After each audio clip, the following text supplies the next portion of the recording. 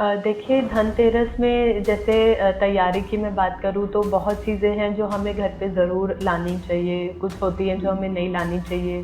तो आपको ये कोशिश करनी चाहिए कि उस दिन आप जितना ज़्यादा से ज़्यादा दान दें। देखिए दान देने के टाइम पे आपको ये भी देखना है कि आपको कभी भी पैसे उस दिन दान में नहीं देने।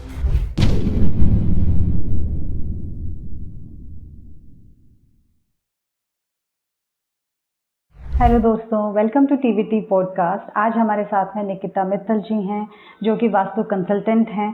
आइए मिलते हैं निकिता जी से। हेलो निकिता जी। हेलो दोस्तों, मैं आज फिर से टीवीटी के मंच पे आई हूँ और आज मैं आपको बहुत ही अच्छी टिप्स के बारे में बताना चाहती हूँ। तो आप मेरे साथ शुरू से आखिरी तक बने रहिए। त्योहार आ रहे हैं तो हमारा तो मेन त्योहार धनतेरस से स्टार्ट हो जाता है। तो धनतेरस से दिवाली तक कि क्या रिचुअल्स होने चाहिए, कैसे हमें तैयारी करनी चाहिए, कहाँ पे कौन से दिशा में दीपक लगाने चाहिए, कितने लगाने चाहिए, ये हम आपसे जानना चाहते हैं। देखिए धनतेरस में जैसे तैयारी की मैं बात करूँ तो बहुत चीज़ें हैं जो हमें घर पे ज़रूर लानी चाहिए, कुछ होती हैं जो हमें नहीं लानी चाहिए। जैसे झाड़ू का बहुत ज़्यादा महत्व होता है कि झाड़ू हमें ज़रूर उस दिन घर पे लानी चाहिए, लक्ष्मी जी को डिनोट करता है ये। और कुछ लोग अब जैसे अगर मैं उसमें बात करूँ तो आपको ये कोशिश करनी चाहिए कि उस दिन आप जितना ज़्यादा से ज़्यादा दान दें। देखिए दान देने के टाइम पे आपको ये भी देखना है कि आपको कभी भी पैसे उस दिन दान में नहीं देने, क्योंकि उस दिन हम लक्ष्मी जी को घर पे बुलाना चाहते हैं। पैसे अगर हम उस दिन दान में देंगे तो आप अपने हाथ से लक्ष्मी जी को ही आप घर के बाहर भेज रहे हैं, ये आपको ज़रूर ध्यान रखना है। दीपक की बात करूँ तो हर रोज़ आपको कुछ ना कुछ दीपक जलाने चाहिए। जैसे अगर मैं धनतेरस की बात करूँ तो हम लोग 7 दीपक जलाते हैं जो आपके घी के ज़रूर होने चाहिए। फिर एक दीपक होता है आपका जो आपका यम का दीपक होता है, वो आपको ज़रूर जलाना है। वो आपको अपने घर के साउथ डायरेक्शन में आपको उसको जलाना चाहिए। एक आप पंचमुखी का या अगर आपको वो ना मिले तो आप 4 मुख वाला दीपक है वो आप ज़रूर जलाएँ। और अगर आपको वो नहीं मिल रहे हैं दोनों तो आप जैसे पहले हम करते थे कि आटे से आपने दीपक बना लिया, उसके आपने 4 मुख निकाल लिए, उसमें बाती रख के आप तेल से वो दीपक जला सकते हैं। तो ये करना बहुत ही ज़रूरी है। रोज़ ही धनतेरस से लेके हमें दिवाली तक रोज़ ही हमें दीपक जलाने चाहिए। दीपक जो आपके मेन है वो आपके घर के एंट्रेंस पे ज़रूर होने चाहिए, आपके किचन में ज़रूर होने चाहिए, मंदिर में और आपकी बालकनीज़ में, यहाँ पे आपके दीपक ज़रूर होने चाहिए। धनतेरस पे तो जैसे हम मोस्टली घी के दीपक जलाते हैं, लेकिन छोटी दिवाली वाले दिन और बड़ी दिवाली वाले दिन आप घी और तेल दोनों का इस्तेमाल कर सकते हैं। उसके बाद जैसे आपने रंगोली की बात करी तो रंगोली देखिए मैं ऐसा मानती हूँ कि रंगोली हमेशा आपको धनतेरस वाले दिन बना लेनी चाहिए, क्योंकि जो हमारा दिवाली का त्योहार है वो धनतेरस से शुरू होके भाई दूज तक रहता है। तो जैसे हम रंगोली की बात कर रहे थे तो रंगोली पे मुझे लगता है कि आपको धनतेरस वाले दिन रंगोली बनानी चाहिए और वो आपकी भाई दूज के नेक्स्ट डे आपको उसे हटाना चाहिए। अब इसमें भी कुछ चीज़ें हैं, जैसे रंगोली जब आपने बनाई है तो जैसे हम पहले बनाते थे, हम तब क्या करते थे कि आटा ज़रूर यूज़ करते थे, लेकिन आजकल बहुत सारे कलर्स आ गए हैं जिस वजह से हमने ये सब ख़त्म कर दिया है। तो आटा यूज़ करने का जो मेन मोटिव होता था वो ये होता था कि उस पे फिर चींटियाँ आएँ और चींटियों का कहीं न कहीं राहु से रिलेशन है। तो हम उन्हें कहते थे आप आइए और जो भी घर की नेगेटिविटी है आप अपने साथ लेके जाइए। इसलिए जब भी आप रंगोली बनाएं तो कोशिश करिए उसमें आटा ज़रूर हो। और जब रंगोली आप बना लें तो भाई दूज के नेक्स्ट डे जब आप उसे सफाई करें तो उस पे कभी भी झाड़ू नहीं लगानी चाहिए। उससे बेसिकली आप रंगोली का, लक्ष्मी जी का आप अपमान कर रहे हैं। हमेशा आपको उसे कपड़े से ही साफ करना चाहिए। रंगोली बनाने से पहले भी आपको उस जगह को पोछे से साफ करें, नमक का पानी डाल लें और उससे आप सफाई करें, क्लीन करें, उसके बाद आप रंगोली बनाएं। कोशिश करिए रंगोली बनाते टाइम ना आप किसी भी भगवान जी का फेस ना बनाएं। देखिए क्या होता है, कभी कभी दिवाली के टाइम पे हम इतने एक्साइटेड होते हैं, घर पे कुछ लोग आते हैं, हम मस्ती कर रहे होते हैं, तो अगर हमने उस पे भगवान जी की फोटो बनाई है और गलती से भी पैर लग गया तो वो एक अच्छी चीज़ नहीं मानी जाती। तो आप लक्ष्मी जी के पैर बना दीजिए या आप जैसे शुभ लाभ लिखते हैं, फ्लावर्स बनाते हैं और भी बहुत तरह के डिज़ाइंस आते हैं, वो बनाइए, बट कोशिश करिए कि आप भगवान जी का फेस ना बनाएं। और अगर मैं डायरेक्शन की बात करूँ कि कहाँ पे रंगोली बनानी चाहिए, सेंटर सबसे ज़्यादा अच्छा डायरेक्शन है, क्योंकि हम सेंटर को बोलते क्या है कि वो ओपन टू स्काई होता है। तो बेसिकली आप जो भी वहाँ पे वाइब्रेशंस क्रिएट करेंगे वो आपके सारे घर में चारों दिशाओं में हर जगह जाएगी। तो कोशिश करिए आप सेंटर में बनाएं। अगर सेंटर का ऑप्शन नहीं है तो आप फिर अपने जो गेट है, गेट के उस कॉर्नर पे बनाएं जहाँ से आपको लगे कि जहाँ पे पैर कम पड़ेंगे, दरवाजे से रंगोली खराब नहीं होगी। और कोशिश ये भी करिए रंगोली में कि आप फ्लावर्स का इस्तेमाल ज़रूर करें। गेंदे हो गए या और कोई भी आप फ्लावर ले लीजिए, गुलाब हो गए, वो ज़रूर उसमें यूज़ करें। उससे भी वो दिवाली के लिए शुभ माना जाता है सब। तो धनतेरस में क्या टाइम है, किस टाइम हमें पूजा करनी चाहिए? दिवाली का भी बड़ा कन्फ्यूजन है, कोई 31 को कह रहा है, कोई 1 को बोल रहा है, तो कौन सा बेस्ट टाइम है हमारी पूजा के लिए? देखिए, अगर मैं धनतेरस की बात करूँ तो धनतेरस का जो पूजा का टाइम है वो है 29 अक्टूबर को 6:52 PM से 8:30 PM तक। एंड उसमें मैं कुछ और आपको चीज़ें बताना चाहूँगी। जैसे धनतेरस वाले दिन आप धनिया ज़रूर आपको खरीदना चाहिए।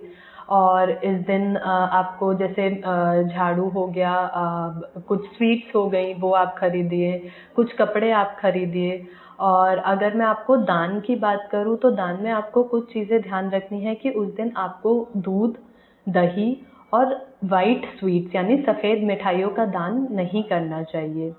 अब हम आते हैं दिवाली वाले दिन का। देखिए, दिवाली वाले दिन का चल रहा है कि 31 को करें या 1 को करें। घर की अगर हम पूजा की बात करें तो 31 अक्टूबर ही एक सही दिन है, क्योंकि हम कहते हैं कि अमावस के बाद हम मनाते हैं, तो इसलिए हमें उसी दिन करना है।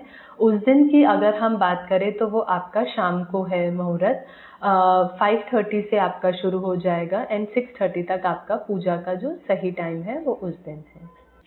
बहुत सारे एस्ट्रोलॉजर्स एंड बहुत सारी प्रिडिक्शंस जो अभी आ दे रहे हैं, उनसे लोग बहुत कंफ्यूज हैं एंड डर गए हैं कि अगला साल क्या लेके आएगा। अगला साल मार्स का साल है, 9 नंबर है, तो आपके अकॉर्डिंग 9 नंबर से हमें डरना चाहिए या अगला साल हमारा अच्छा होगा? देखिए, 9 नंबर जो हम बोलते हैं ना, 9 नंबर को हम सब सारे नंबर्स का मिक्स बोलते हैं। इसी वजह से लोगों के मन में डर आ रहा है कि सारे नंबर्स का बेसिकली मेन नंबर है वो। सो मार्स से आपको कभी भी बिल्कुल भी डरना नहीं है। देखिए, ये वो साल है जो आपको बताएगा कि अब तक आपने जितने भी काम करे हैं, वो अच्छे हैं, बुरे हैं, उनके आपको वो रिजल्ट्स देगा। हम जैसे बोलते हैं कि जो भी आप कर्म कर रहे हो उसका आपको रिजल्ट मिलना है, तो बेसिकली नेक्स्ट ईयर आपको उसका रिजल्ट मिलेगा। अगर आपने अभी तक अच्छे कर्म करे हैं, अच्छा रिजल्ट डेफिनेटली मिलेगा। कुछ भी आपने किसी का दिल दुखाया है, किसी को आपने गलत बोला है, कुछ भी आपको लगता है आपने कोई भी नेगेटिविटी चीज़ करी है, तो ऑब्वियसली आपको उसका परिणाम वैसे ही मिलेगा। सो आपने सुना होगा कि ऐसा भी बोलते हैं कि आप जो कर्म करोगे उसका आपको फल यही मिलना है। सो नेक्स्ट ईयर बेसिकली उसके फल मिलने का ईयर है। इसी वजह से लोग डरे हुए हैं, क्योंकि लोगों को अंदर अपने पता है कि उन्होंने क्या अच्छा किया है, क्या बुरा किया है। सो इसलिए वो ज़्यादा घबरा गए हैं। अभी वो साल आया भी नहीं है।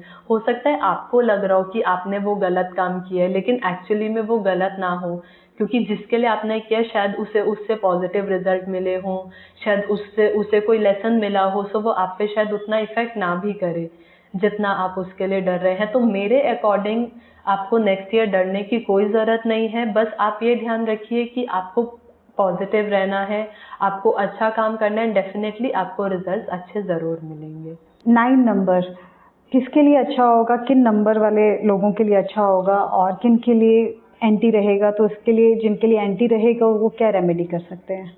देखिए, 9 नंबर की अगर हम बात करें तो 9 नंबर जिन लोगों के लिए एंटी रहेगा वो है नंबर 4 एंड नंबर 5। एंड जिनके लिए न्यूट्रल रहेगा वो है नंबर 8। एंड बाकियों के लिए नंबर बहुत अच्छा रहेगा, जैसे आपके 1, 2, 3, 6, 7, इन लोगों के लिए ये ईयर काफ़ी अच्छा रहेगा। जो एंटी रहेगा, मतलब जिनके लिए अच्छा नहीं रहेगा, वो क्या रेमेडी कर सकते हैं? सबसे पहला तो ये है कि आपको अपने जो मैंने पहले भी बताया था कि आपको अपने कर्म इसमें पॉजिटिव रखने हैं।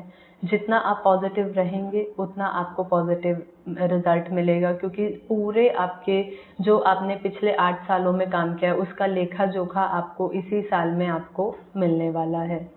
तो सबसे पहले अपने विचारों पे काम करिए, अपने कर्म पे काम करिए कि इन्हें पॉजिटिव रखिए। हमेशा डोनेशन आप करते रहिए। अब वो डोनेशन किसी भी फॉर्म में हो सकती है, बच्चों को खाना खिलाना हो गया, किसी को पढ़ाना हो गया। देखिए, अगर आप किसी को पढ़ाते हैं, स्पेशली अगर आप स्टूडेंट्स को, बच्चों को पढ़ाते हैं, तो इससे मार्स बहुत खुश होते हैं, तो आप वो एक काम कर सकते हैं। और आप जैसे हमेशा आपको काऊ को हमेशा फीड करते रहना चाहिए, इससे भी एक पॉजिटिविटी आपकी बनी रहती है। मेडिटेशन करिए, स्पिरिचुअलिटी की तरफ आप जितना जुड़ सकते हैं वो जुड़िए। तो ये आपके कुछ छोटे और इजी रेमेडीज़ हैं जो आप लोग डेफिनेटली कर सकते हैं, और नेक्स्ट ईयर आपको बिल्कुल भी नहीं पता चलेगा और आराम से आपका निकल जाएगा।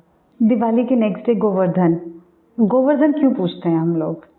देखिए, गोवर्धन हम इसलिए पूछते हैं कि जैसे हम सबको पता है कि कृष्ण जी ने उस दिन मथुरा में सबकी जान बचाई थी, गोवर्धन पर्वत अपनी उंगली पे उठाया था, तो इसलिए हम उनकी पूजा करते हैं। तो बेसिकली आज भी लोग क्या करते हैं कि गोबर से या मिट्टी से वो कृष्ण जी को बनाते हैं अपने घर पे, फिर खील बताशों से उन्हें सजाते हैं।